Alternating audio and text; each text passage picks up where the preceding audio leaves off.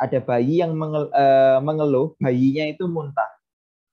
Setiap kali diberi susu, diberi ASI itu selalu muntah. Kemudian dari sejak lahir sampai sekarang di babak dokter ini belum pernah buang air besar ataupun buang air kecil, ya. Lalu kalian sebagai dokter yang kompeten ya, sebagai dokter yang berpengalaman langsung mengira, oke Bu, ini kemungkinan mengalami gangguan pada sistem saluran cerna. Saluran cernanya, saluran cerna bagian atas. Kenapa kok bisa begitu? Karena terjadi kerusakan pada sistem saraf intrinsik, ya, pada saluran cerna atas, yaitu khususnya pada plexus Meissner, yang menyebabkan lower esophageal sphincter gagal untuk relaksasi. Nah, berdasarkan pernyataan di atas, kira-kira pernyataan dari dokternya itu benar atau salah? Ya, bisa di screenshot, nanti bisa kalian isi ya, nanti kita bahas. Oke? Oke, kita mulai sekarang pada oral cavity atau pada mulut ya. Oke, jadi ketika kalian sudah masuk ke kedokteran ya, apa bedanya yang kita pelajari di kedokteran sama di SMA? Bedanya adalah kita mempelajari sesuatu lebih kompleks. Kalau misalkan dulu dibilang di mulut itu terjadi pencernaan secara apa? Secara mekanik dan secara kimia. Mekaniknya oleh apa? Mekaniknya oleh gigi, kimianya oleh saliva atau petialin. Sudah lulus dapat 100 ya kan? Tapi tidak cukup cuman itu aja. Ketika kita sudah belajar di kedokteran, kita kita uraikan. Oke, pada oral cavity itu terjadi pencernaan secara baik mekanik maupun kimiawi. Mekanik diperankan oleh gigi dan prosesnya disebut mastication atau chewing, ya, pengunyahan ya, chewing, ya, chew. Kita mengunyah. Kemudian ada juga secara kimia yaitu dengan bantuan enzim, yaitu enzim saliva atau petialin. Dua hal ini akan membantu kita untuk mencerna makanan dengan lebih mudah. Oke, sekarang kita lihat, apa sih sebenarnya fungsi dari mastikasi atau fungsi mengunyah? Apakah mengunyah itu diperlukan? Apakah mengunyah itu penting? Aku loh Kak, kadang-kadang makan mie bisa cuma 5 detik. Artinya kan aku nggak perlu mengunyah gitu. Ya. Nah, jadi kalau misalkan kita evaluasi di sini, ternyata fungsi mastikasi atau fungsi mengunyah itu pertama adalah untuk memecah makanan menjadi partikel yang lebih kecil. Ya. Apa tujuannya? Coba kita baca sampai selesai dulu. Yang kedua adalah memecah selulosa. Ya, yang ketiga adalah memperluas area yang akan terpapar oleh enzim. Dan yang keempat adalah menstimulasi sekresi saliva. Oke, poin pertama. Kita harus menyadari bahwa rongga mulut kita, rongga kerongkongan kita, itu tidak sebesar rongga mulut. Ya kan? Ketika kalian memakan suatu makanan yang besar, ya, itu nggak bisa semena-mena langsung masuk ke sistem saluran cerna selanjutnya. Kita butuh untuk lebih mengatur ukurannya, yaitu dengan cara dikunyah atau dimastikasi. Kita pecah makanannya menjadi partikel-partikel yang lebih kecil. Ya, itu adalah fungsi pertama. Jadi kalau misalkan tadi bakso bulat, maka kita kunyah akan menjadi suatu pecahan-pecahan dari bakso. Ya. Kemudian fungsi yang kedua adalah memecah selulosa. Yap, ini aku mungkin punya pesan khusus bagi kalian-kalian yang vegetarian ya, yang kalian nggak mau makan daging, makannya tumbuh-tumbuhan, ya. Jadi kita itu sebagai manusia itu tidak memiliki pencernaan yang sebagus herbivora. Kita tidak memiliki enzim selulase, ya. Jadi ketika kalian memakan sayur-sayuran, ya, ataupun buah-buahan, di mana struktur selnya itu memiliki perbedaan, di mana dia itu memiliki dinding sel, dan dinding sel ini terdiri dari selulosa. Kalau kalian ingin memecah sel dari tumbuhan ataupun buah-buahan, kalian membutuhkan selulase. Sayangnya kita manusia ini nggak punya gitu loh. Sayangnya kita itu nggak ada.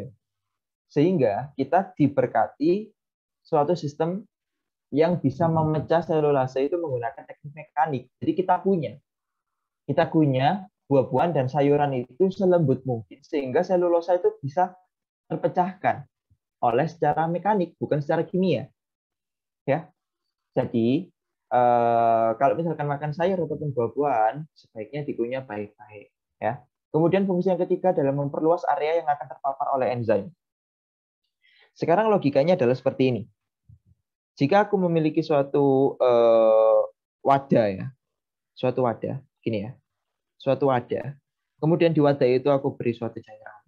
Di mana cairan ini bisa mencerna apapun yang saya taruh. Oke, sekarang aku punya suatu apa ya? Suatu tomat misalkan ya, tomat ini ya. Tomat. Oke. Ini wadah satu sama wadah dua. Tomatnya di wadah dua tak buat pecah-pecah. Jadi sudah tak potong-potong menjadi suatu bagian yang kecil-kecil. Oke. Kemudian sekarang kita logika. Dibandingkan antara suatu tabung satu dan tabung dua, kira-kira proses pencernaan tomat mana yang lebih cepat antara satu dan dua? Ya jelas ya, kalau kita logika pasti yang dua. Kenapa? Karena begini deh, ketika suatu tomat ini tidak dipecah-pecah, artinya dia utuh ya, maka cairan ini ya yang memiliki fungsi sebagai pencerna itu hanya bisa terpapar pada bagian yang bawah saja. Bagian yang atas ini dia tidak tercerna, nunggu bagian yang bawah selesai. Sedangkan pada tomat yang ini, seluruh bagiannya tercemplung pada cairan, sehingga seluruhnya pasti akan langsung bereaksi. Itu adalah alasan untuk yang nomor 3, di mana dia berfungsi untuk memperluas area yang akan terpapar oleh enzim. Jadi ketika kita sudah melembutkan makanan itu, makanan akan menjadi seperti strukturnya seperti bubur ya. Kemudian kita beri saliva, maka saliva itu bisa melingkupi seluruh area makanan yang sudah kita kunyah. Beda ceritanya kalau kita nggak mengunyah dan langsung menelan, maka ya pasti nggak efektif, nggak seefektif ketika kita mengunyah ya. Kemudian yang terakhir adalah menstimulasi sekresi saliva. Ketika kita melakukan pengunyahan atau kita mencerna suatu makanan, itu kita akan bisa menstimulasi saliva. Jadi kalau kalian makan, ya secara tidak sadar saliva akan keluar. Ya. Jadi itu salah satu alasan kenapa kita disunahkan untuk makan pelan-pelan ataupun mengunyah secara sejumlah 33 kali, karena memang diharapkan ketika kita mengunyah dengan jumlah sedemikian banyak itu makanan sudah bisa seefektif mungkin untuk dicerna. Ya, oke. Nah, ini adalah proses pengeluaran dari salivari, proses pengeluaran dari saliva ya. Gimana sih saliva itu bisa dikeluarkan? Ternyata saliva itu keluar itu banyak sistem yang kompleks ya, yang berperan di dalamnya. Satu, adanya simple reflex. Gimana ketika kita makan ya, ketika kita sendok nasi kita masukkan ke dalam mulut, maka itu akan terjadi suatu refleks di mana saliva itu akan dikeluarkan dari organ-organ salivary. Contoh organ salivary yaitu mungkin ini adalah organ paratis, ada submandibula dan juga submaxilla. Oke. Nah, apa ada cara lainnya? Ada ya. Jadi cara lainnya itu dari organ cerebral cortex ya yang ada di otak, itu akan memicu si salivary center yang berada pada medula. Kemudian medula akan mengirim pesan pada autonomic nervous system. Barulah autonomic nervous system ini akan mengirimkan pesan pada salivary gland. Barulah salivary gland akan memproduksi saliva. Semua pelajaran faal pasti memiliki penjelasan seperti ini, Dik.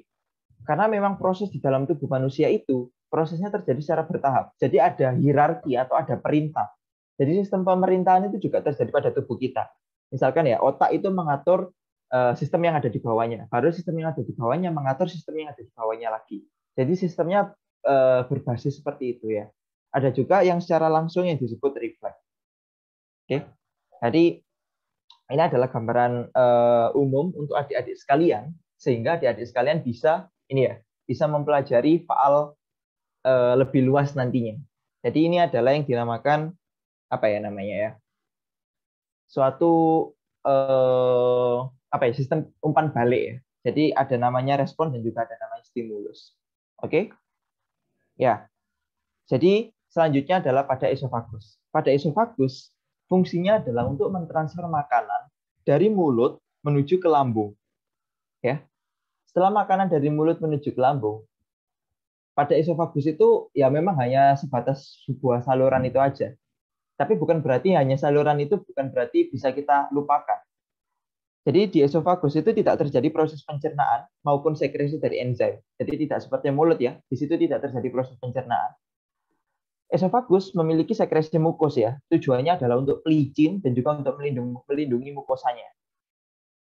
Misal contoh, apa sih fungsinya pelindung? Misalkan kalian makan sesuatu yang keras ya.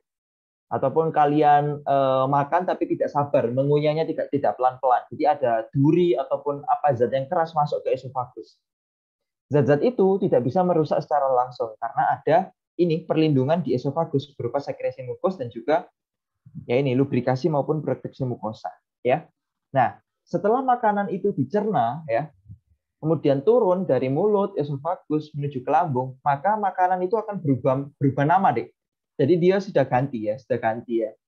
Jadi mulai dari yang namanya cuman makanan, dia akan berganti jadi bolus. Yang artinya bolus ini memiliki struktur yang lebih lembut, lebih halus, yang sudah mengalami proses pencernaan primer ya, proses pencernaan awal-awal yang terjadi di mulut.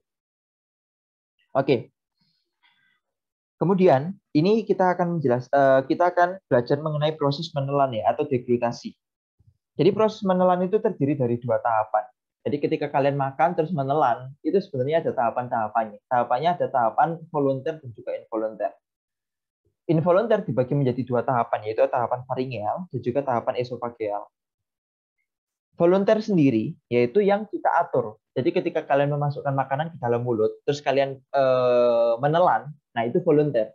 Apa yang terjadi setelah menelan? Kalian nggak ambil pusing kan? Kalian nggak mengatur makanan itu agar sampai ke lambung. Tapi yang mengatur adalah sistem yang involunter atau yang tidak kita sadari. Ada berupa faringeal dan juga ada berupa esofageal.